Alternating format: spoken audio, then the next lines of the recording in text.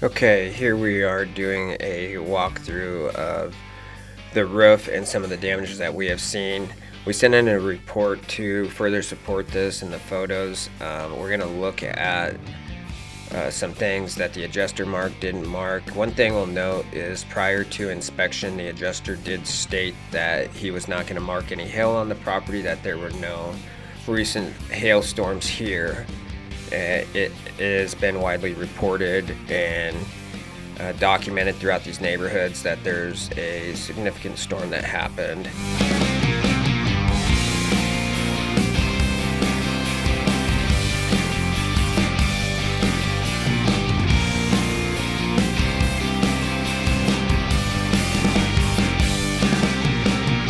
Now, if we look at this test square here, what you'll see is the adjuster's test square, but you're going to see blue and orange marks. Now, the blue and orange marks are going to be the contractor markings. I'm taking a close look here to show you. There is some very obvious hail that impacted this roof, and the adjuster test squares had no markings in it prior to our markings. We have photos to support that here. We also have some wind damage, which he did recognize wind. However, I do want to point out in our repaired video about the plank decking, that's what I'm showing here. This is saturated decking. This would need to be removed in order to make a proper repair. We cannot recover a saturated deck such as this.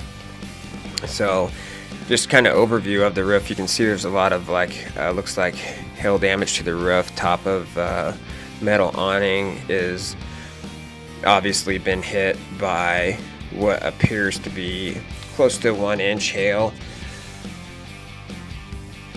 And if we look at some of the spatter, I believe that it represents that, along with the impacts to the shingle. So we come to the back side. We're going to just look at some more evidence around the property. Now, these two heaters clearly hit by hail. The adjuster did recognize this and did cover these.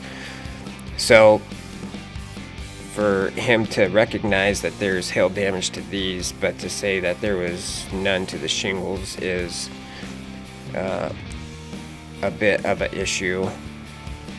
We can see on those the size of some of the impacts too, and the spatter. That's a really good telling image there.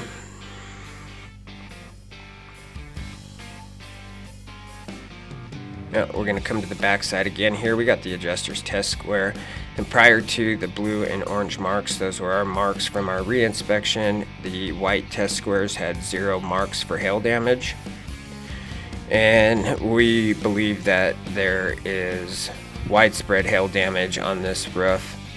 I'm going to point some of that out here for you.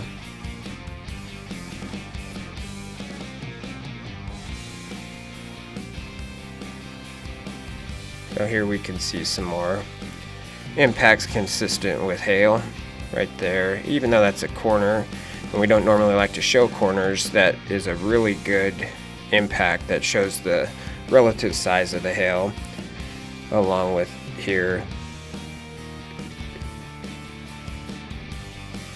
multiple impacts. I think it's pretty clear as we look at this roof overview. We come over, take a look at this turbine, and we're going to see some more of the same evidence. And I do believe that he may have covered these turbines for hail damage as well. So, and the impacts on these turbines line up very closely with what we saw around the property for spatter and the impacts to the shingle here. Those impacts are very, very similar in size to the impacts we're showing on the shingles. Lots of hail hits here.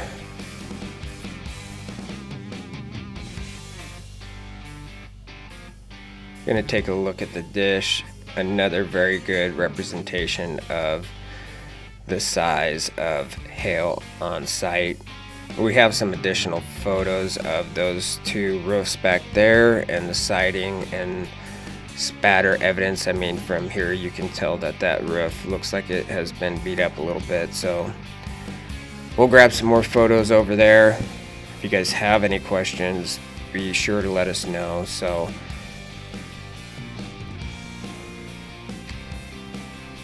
I think that there is a significant amount of evidence of hail at the property. If we need to re-inspect, we're happy to do so. Hopefully this helps. Thanks.